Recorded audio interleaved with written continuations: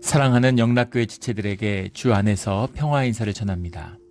오늘은 2023년 1월 12일 목요일입니다. 오늘의 묵상 본문은 신명기 16장 1절로 22절까지의 말씀입니다. 오늘 본문 말씀 16장 1절부터의 말씀은 이렇게 시작합니다. 아비벌을 지켜 내 하나님 여호와께 유월절을 행하라. 이는 아비벌에 내 하나님 여호와께서 밤에 너를 애굽에서 인도하여 내셨습니다.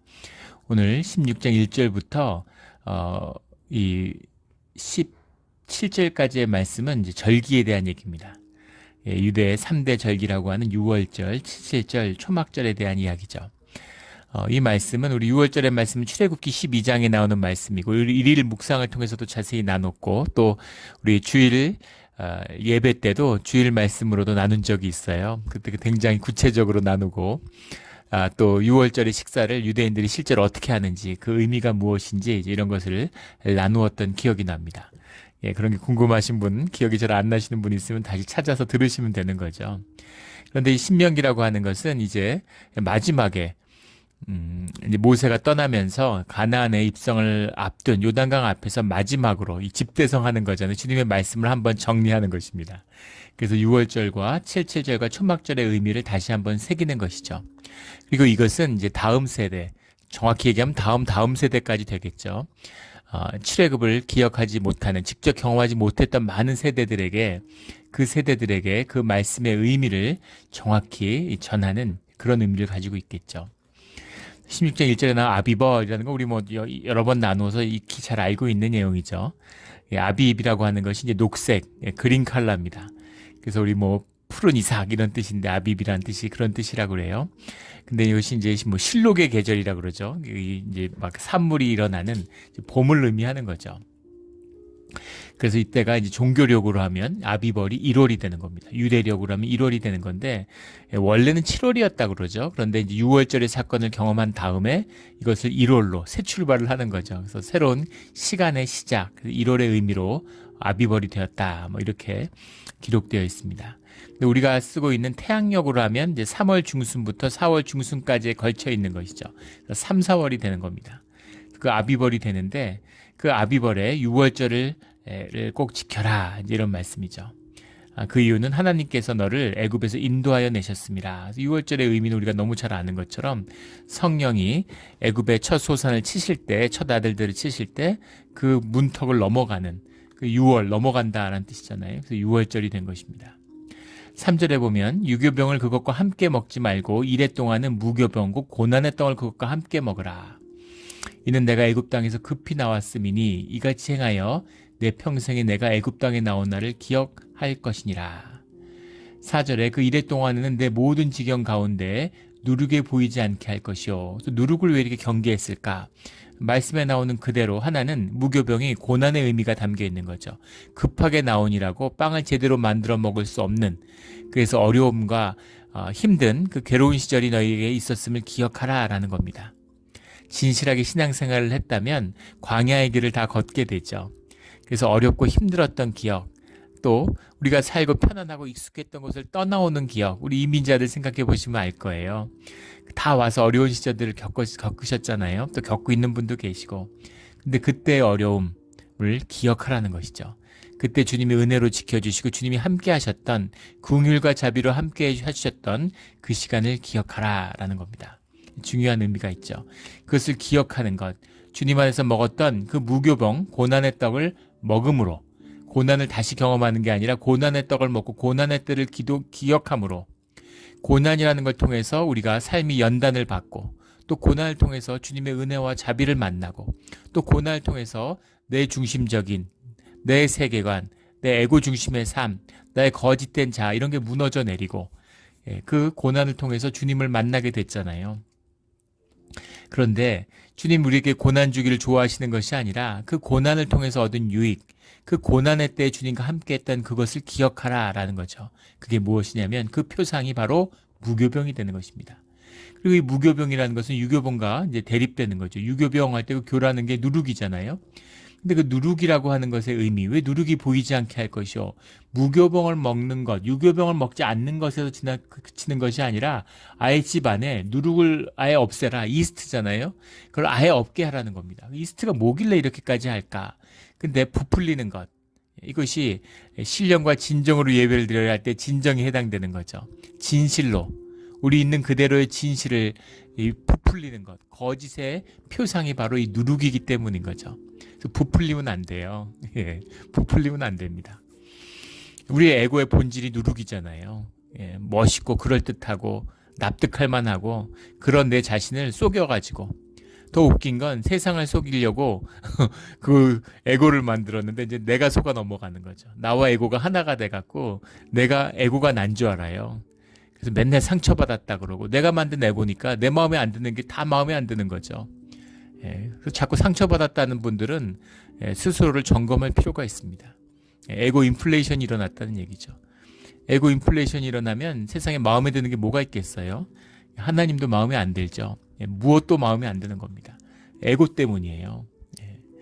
그런데 그 에고의 본질이 누룩이라는 거죠. 거짓입니다. 부풀리는 거예요. 예. 심지어는 종교 생활을 하가 되는 거지. 신앙 생활을 하겠다고 교회에 나왔는데 그 종교 생활을 만들어 누룩을 섞어서 부풀리는 겁니다. 내가 어려서부터 주님의 모든 율법과 계명을 다 지켜 행했습니다. 이렇게 얘기하는 거죠. 예, 다 지켜 행했다고. 야, 어떻게 주님 앞에서 그렇게 얘기할 수가 있겠어요? 예. 주님이 아주 잘했다. 그러면 네가 네 모든 것을 가난한 자들에게 나누어주고 이제 나와 함께하자. 그게 율법의 본질이잖아요. 그러니까 얼굴이 어두워져서 떠나는 거죠. 주님을 사랑하고 주님으로 살았습니다. 이렇게 얘기하는데 사실은 돈으로 살고 돈이 제일 중요한 거죠. 주님이 네가 날 속이려고 그래? 네가 돈 좋아하면서 날 좋아한다 그래? 그런 뜻이 아니죠. 우리가 연약하고 돈 좋아하는 걸 아세요. 그런데 육신에 매여 살 수밖에 없는, 육에 매여서 살 수밖에 없고 육으로 살 수밖에 없는 그런 이 연약하고 불쌍한 존재, 이것을 불쌍히 여겨주십시오. 제가 이런 놈입니다 하고 주님 앞에 나와야 되는 것이죠. 우리가 주일마다 드리는 고백의 기도예요. 그리고 주님이 죄사함의 말씀을 선포하죠. 주님이 그것을 용서하고 받아주셨다는 겁니다. 주님이 세리를, 그 시대에 제일 나쁜 놈들이잖아요. 로마 시대의 세리, 주님이 살았던 시대의 세리들은 지금 세리가 아니죠. 지금 세리를 생각하면 큰일 납니다. 지금 세리가 아니라 그 당시에 로마의 세리들이에요. 유대인인데 유대인들을 핍박하고 물건을 뜯어다가 로마에 바치는 자들입니다. 우리 일제시대 때 뭐 헌병 5장 이런 사람들이에요. 친일파들입니다.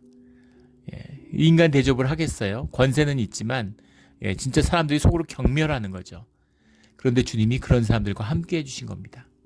창기와 함께 식사를 하고 친구가 되어주신 분. 그러면은 뭐 몸을 파는 거 하고 무슨 그렇게 남의 걸 뺏는 그런 그 세리들하고 이런 자들의 죄를 하나님이 묵인하신 것이냐? 아니죠. 예. 그 죄가 안 되는 겁니까? 그게 왜 죄가 안 되겠어요? 예. 그러나 주님이 그 죄를 미워하시고 그 사람을 불쌍히 여겨주시는 거죠.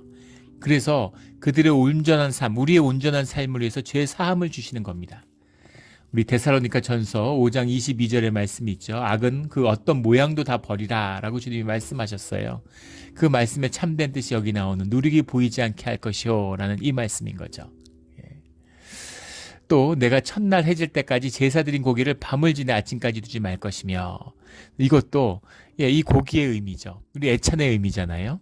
이 애찬의 귀중함, 소중함, 주님 앞에서 함께 밥을 먹는 것입니다. 이것이 초대교회의 예배였어요. 이런 예배 예식이 있는 것이 아니라 같이 모여서 물론 기도하고 찬송하고 그랬지만은 성경을 읽었지만은 하지만 본질적으로 모여서 같이 밥을 먹고 한 가족 되는 것입니다. 주님 안에서 화해하고 주님과 한 가족 되었음을 그 기쁨을 서로 나누는 것, 그 주님이 기뻐하시는 거죠. 애찬이 소중해요. 예전에도 뭐 한두 번 나눈 적이 있는데 한국에 가니까 교회들이 있는데 뭐 이제 교회가 뭐 음식을 이제 애찬을 안 하는 거죠. 교회가 커지니까 번거롭고 이러니까 외주를 줘서 이제 무슨 이제 외부에서 와서 이렇게 그 음식을 하는 요리사들이 와서 뭐 그렇게 하기도 하고 또 음식을 굉장히 고급스럽게 해가지고 굉장히 비싸게 파는 겁니다. 제가 그 방문했던 교회에서는 몇만 원짜리 무슨 스시 세트, 샌드위치 세트 이런 걸 팔아요. 그 로비에서. 대부분 교인들이 이제 거기 강남에 있는 교회인데 부유한 사람들이 많아서 교회에서 주는 식사를 별로 안 좋아한다는 거예요. 준비하기도 번거롭고. 그리고 이제 음식의 질이 낮을 수밖에 없죠. 수백 명, 수천 명이 같이 공동 식사를 하는데, 그러니까 그런 거 별로 안 좋아하니까 사람들이 이제 기호에 맞게 호텔 같은 데서 이제 그 음식들을 그렇게 가져다가 이제 팔고 있다. 그러니까 먹고 싶은 사람은 거기서 사 먹으라는 거죠. 이제 그거는 더 이상 교회의 길을 포기한 겁니다. 그렇게 하면 안 돼요. 그거는 안 먹는 것보다 더 이상한 겁니다. 그 고린도서에 나오는 사도 바울의 말씀이잖아요. 고린도 교회도 마찬가지였습니다. 고린도 교회도 부자들이 많았어요. 가난한 사람도 있었습니다. 가난한 사람들이 일하고 오니까 부자들이 일이 없으니까 지주들이 와서 일찍부터 대낮부터 와 있는 거죠. 그러니까 음식을 계속 먹어가지고 먹을 게 없는 거예요. 그걸 나누라는 말씀이 우리가 그 예찬식에 나눈 재정의 말씀의 뜻입니다. 하나 되었음을, 주님의 한 형제임을 나누는 자리예요. 그냥 너희가 먹는 음식이 아니라 그것이 주님의 살과 피인 걸 모르느냐 이렇게 말씀하죠. 그래서 이 6월절의 식사라고 하는 것은 우리 오늘의 애찬의 표상입니다. 그래서 그 고기라는 것을 함부로 다루면 안 되는 거죠. 우리 예전에 신학 공부할 때 만났던 그때 신부님도 계시고 가톨릭 신부님도 있고 또 그 성공회 목사님도 이런 분들 보면 애찬을 굉장히 중시하잖아요. 그래서 가톨릭은 뭐 화채살 이런 것도 이야기하고 뭐 성공회는 신학적으로는 그렇게 얘기하지 않지만 가톨릭의 영향이 크기 때문에 굉장히 이걸 중시합니다. 그런데 실제 포도주를 써요. 포도 주스가 아니라 포도주를 쓰는 겁니다. 그런데 이제 그것이 주님의 피기 때문에 그 쓴 거를 남은 거를 버릴 수가 없어가지고 그걸 이제 성공의 목사나 가톨릭 신부들이 다 마시는 거죠. 그래서 알코올 중독자들이 많다고 뭐 그런 농담처럼 그런 얘기를 한 기억이 납니다. 함부로 다룰 수 없는 것이죠. 마음입니다. 물론 뭐 가톨릭이나 성공회처럼 해야 된다는 의미는 아니에요. 하지만 이제 함부로 다뤄서는 안 되는 것이죠. 제가 처음 교회 왔을 때도 교인 중에 그런 분이 계셨어요. 왜 교인들을 헌금 걷어가지고 밥 먹는데 이렇게 예산을 쓰느냐고. 어려운 사람들 도와줘야지. 얼핏 들으면 의의 사도죠. 얼마나 멋진 말이에요. 그런데 교회가 무엇인지, 우리 신앙이 무엇인지를 모르는 겁니다. 우리가 봉사하려고 모인 게 아니에요. 주님 안에서 선한 삶을 살게 될 때, 주님이 하나 된 삶을 살게 될 때 피어나는 열매가 봉사하고 섬김이고 그런 것이 되는 것이죠. 우리가 뭐 지역 봉사하려고 모인 게 아닙니다. 우리가 라이온스 클럽 이런 게 아니죠.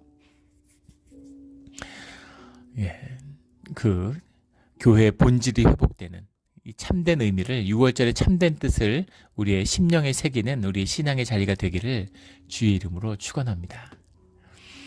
6절에 가면 오직 내 하나님 여호와께서 자기의 이름을 두시려고 택하신 곳에서 내가 애굽에 나오던 시각 곧 초저녁 해질 때 6월절 제물을 드리고 하나님 여호와께서 자기의 이름을 두시려고 택하신 곳은 주님의 그 언약궤가 머무는 것이죠. 그것이 이제 뒤에 예루살렘이 되는 거 아닙니까? 그런데 더 정확히 얘기하면 주님이 임재하시는 건 머무는 곳이죠. 근데 이것의 참된 뜻은 모두가 주님 안에서 하나 된다는 의미가 들어있는 거예요. 교회의 참된 의미가 들어있는 겁니다. 내가 마음에 맞는 곳, 내가 좋아하는 곳에서 예배를 드려야지. 나는 집에서 예배 드려. 나는 유튜브로 예배 드렸어. 근데 그런 건 예배가 아니죠. 예배가 아니라고까지 얘기할 수는 없고 큰 의미에서 보면 뭐 우리의 삶이 다 예배니까 예배라고 할 수 있겠지만 공적인 예배, 공예배는 아니라는 겁니다. 그래서 우리가 교회에 모여서 주님의 이름을 두고 거기 함께 모여서 하나됨을 주님 앞에 고백하는 것이에요.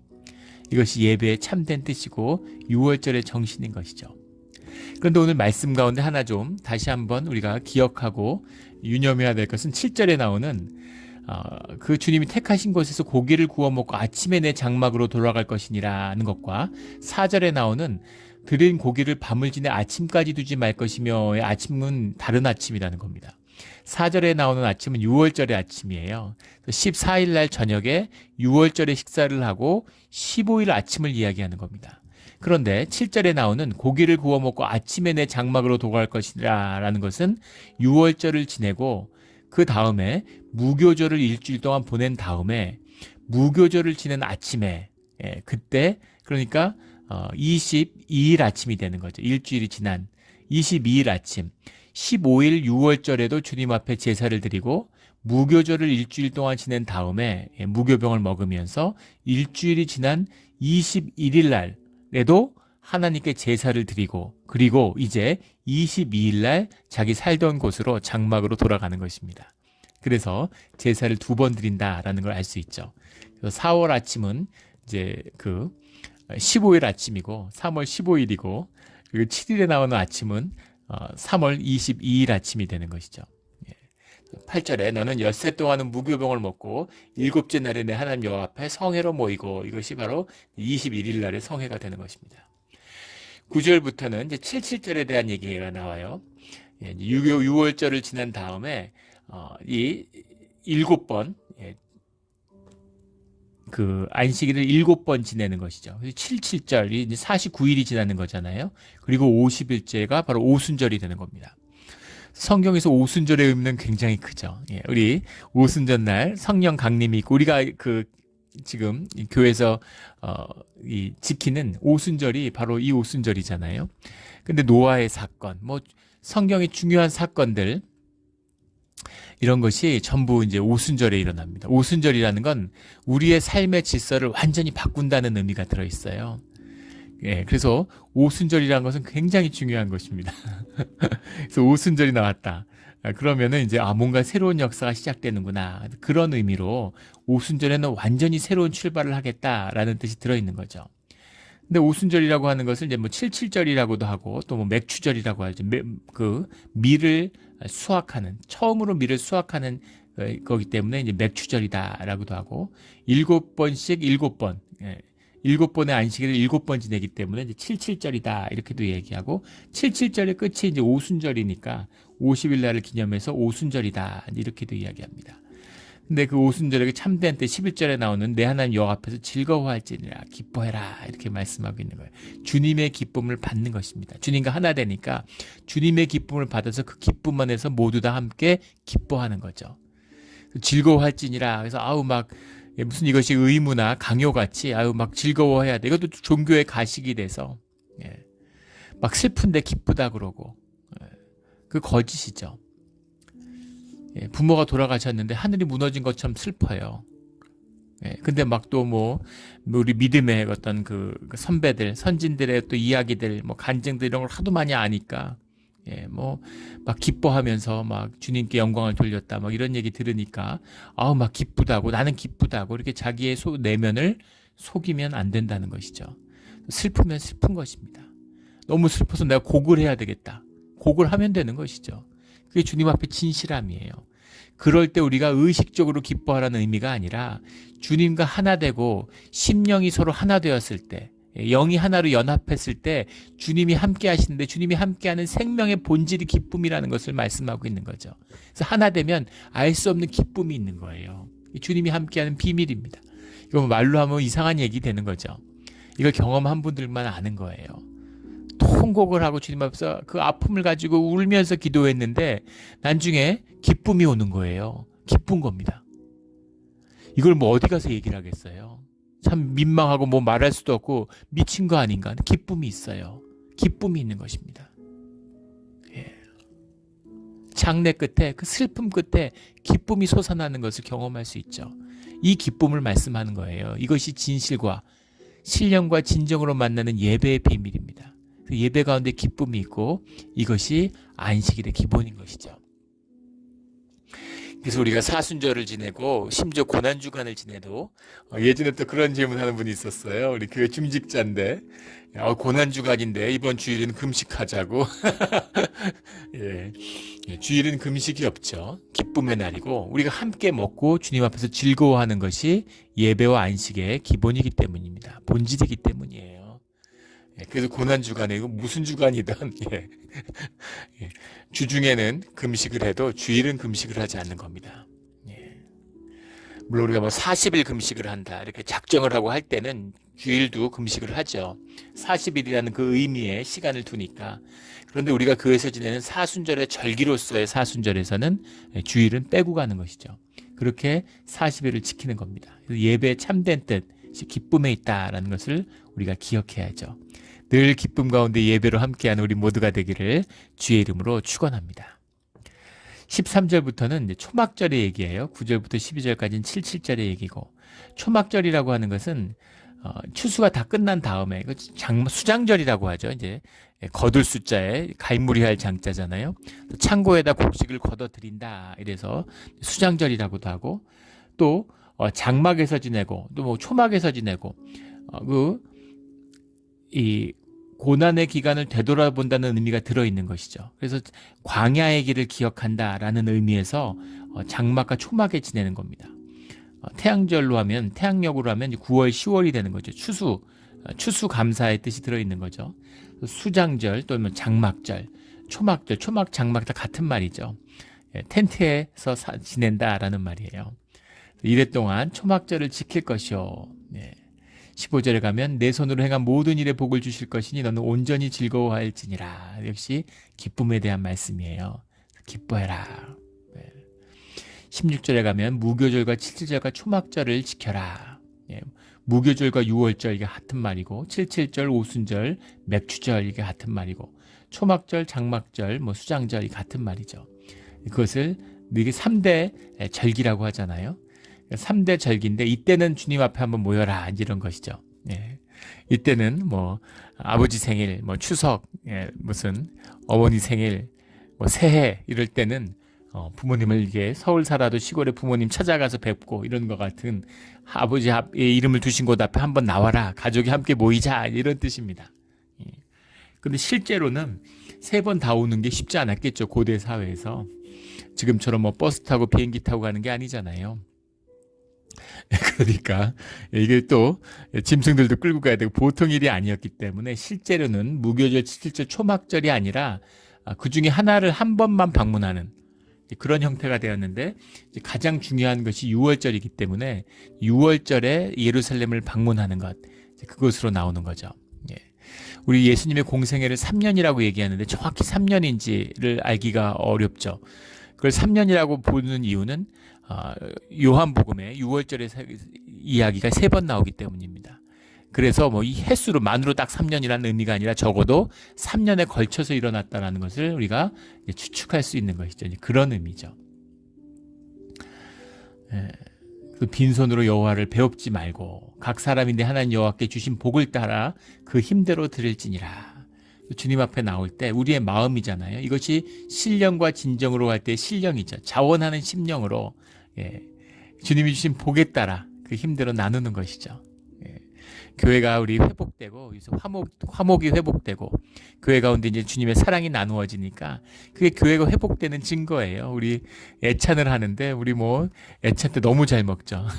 아마 우리 교회처럼 애찬은 그 친경 음식을 이렇게 잘하는 교회가 있을까 싶어요. 우리 막 초계탕 그런 거 다 일일이 끓이고 나와서 그런 걸 준비하고 같이 나누는 그게 기쁨이 있는 거죠.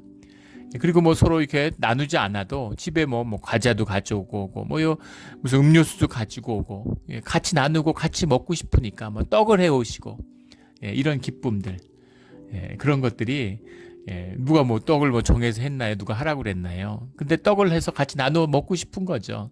떡을 해 오세요. 그러고 보면 감사하고 기쁘죠. 그겁니다. 함께 즐거워하는 마음, 그 기쁨인 것이죠.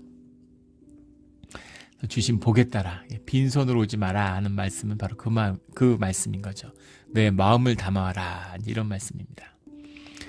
18절부터 20절까지는 공의에 대한 재판에 대한 말씀이에요. 짧게 이제 세 절이 들어있는데 18절에 보면 내 하나님 여호와께서 내게 주시는 각 성에서 내 지파를 따라 재판장들과 지도자들을 둘 것이요.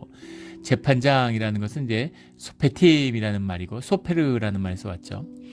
지도자라고 해석한 건 쇼테림이라는 말인데 쇼테르라는 말이죠. 쇼테르, 소페르 다 이제 비슷한 말인데 여기 소페팀이라고 하는 것은 이제 말 그대로 재판장이고 소테림이라고 하는 것은 이제 법정 서기를 의미하는 것이었다고, 법원 일을 보는 사람들이죠. 거기 공무원들인 것이죠.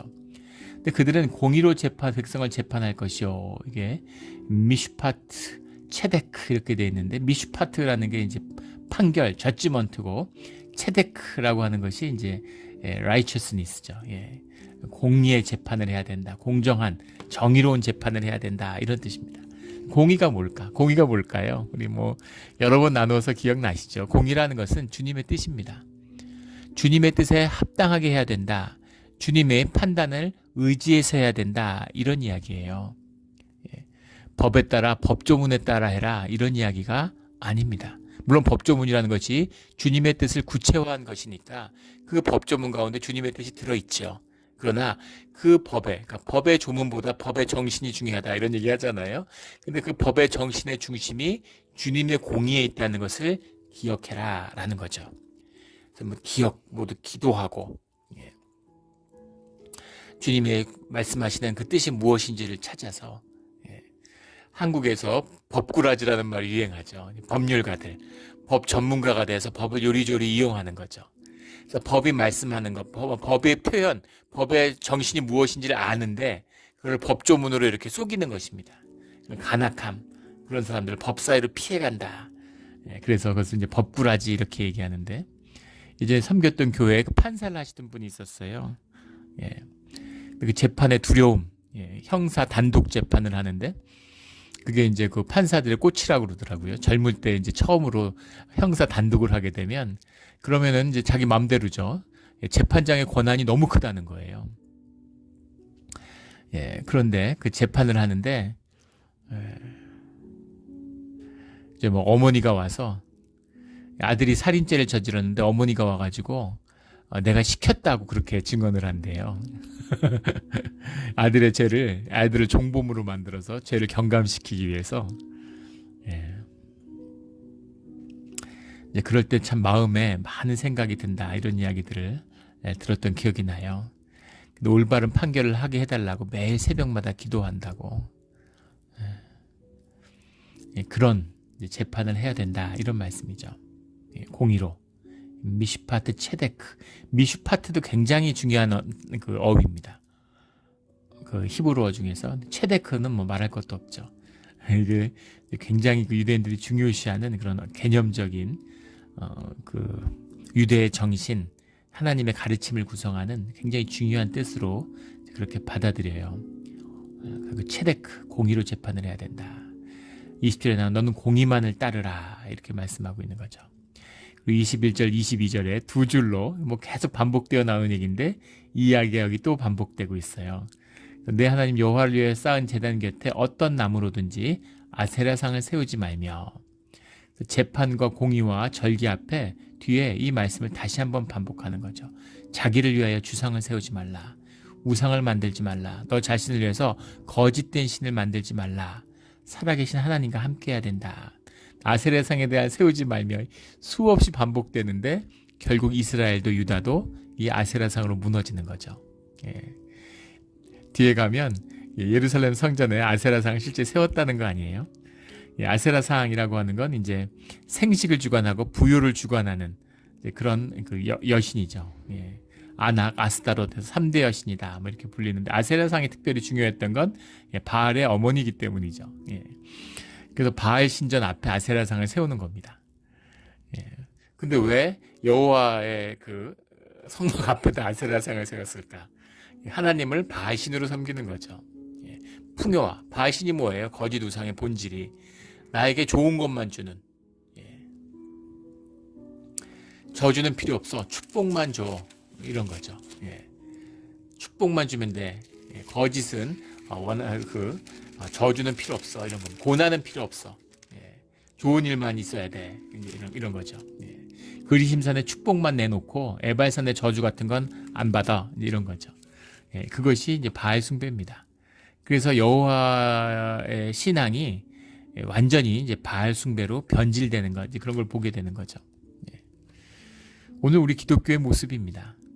예. 복만 주시고 축복하는 주님, 사랑만 주시고 내 편 되어 주시고. 세상 사람들이 뭐든 가난한 사람들이 굶든 말든 나만 축복하고 나에게 더 배부르게 하시는 공의가 굽어버린 이제 그런 신, 바알 숭배죠. 그런데 왜 아세라상을 세울까?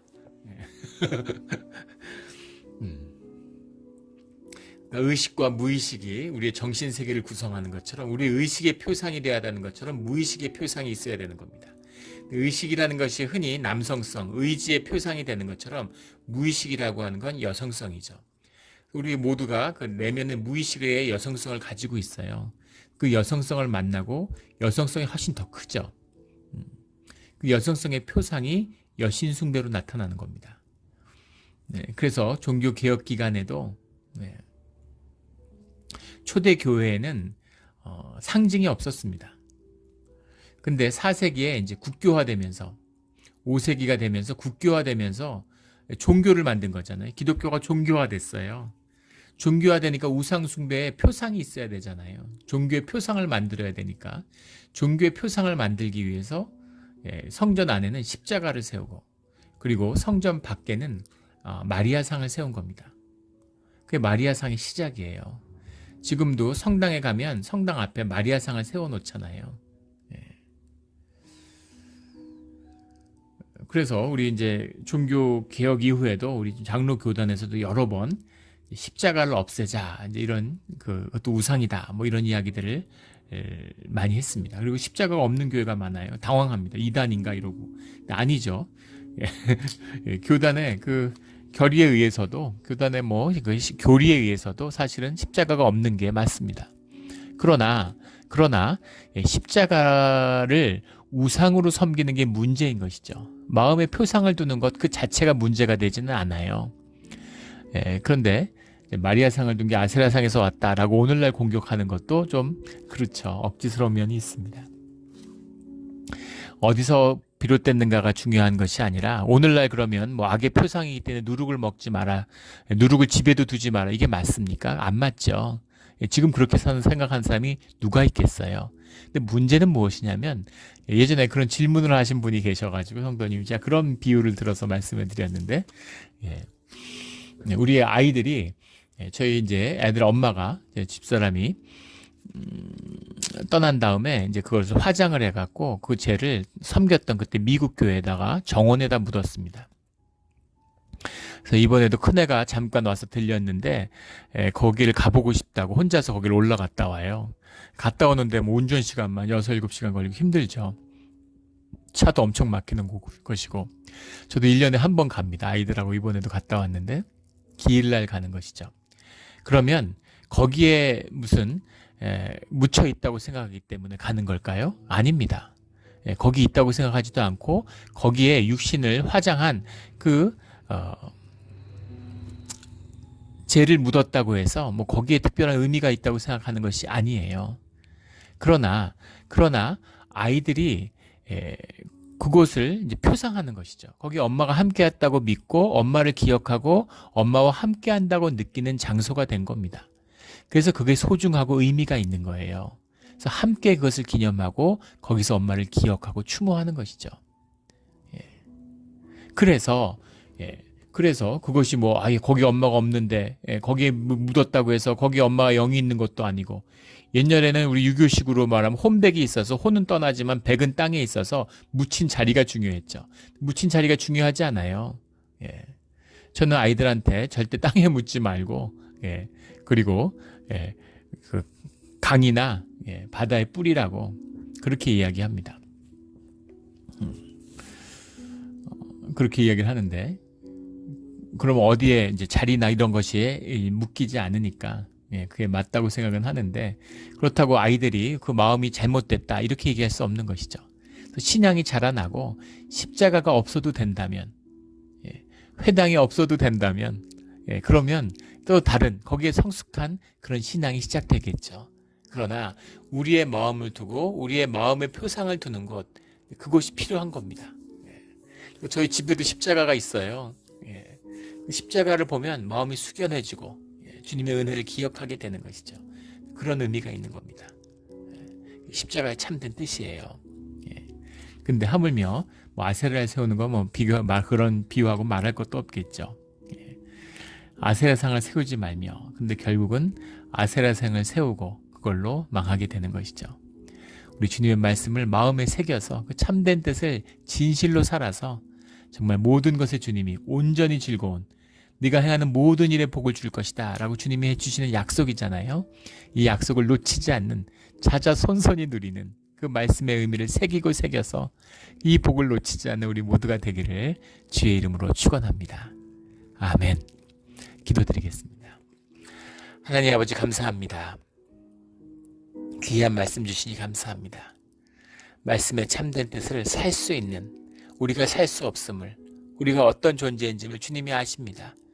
오직 은혜로 택해서, 은혜로 주님이 십자가의 보혈로 우리를 긍휼히 여겨주셔서 속량해 주셨사오니 우리를 끝까지 붙들어 주시고 주님에서 떨어져 나가는 자가 없는 그런 주님의 온전한 자녀, 또 주님의 공동체가 되게 하여 주시옵소서. 오늘 하루도 그 은혜가 풍성한, 기쁨이 풍성한 하루가 되는 줄 믿습니다. 감사하며 예수 그리스도의 이름으로 기도드렸습니다. 아멘.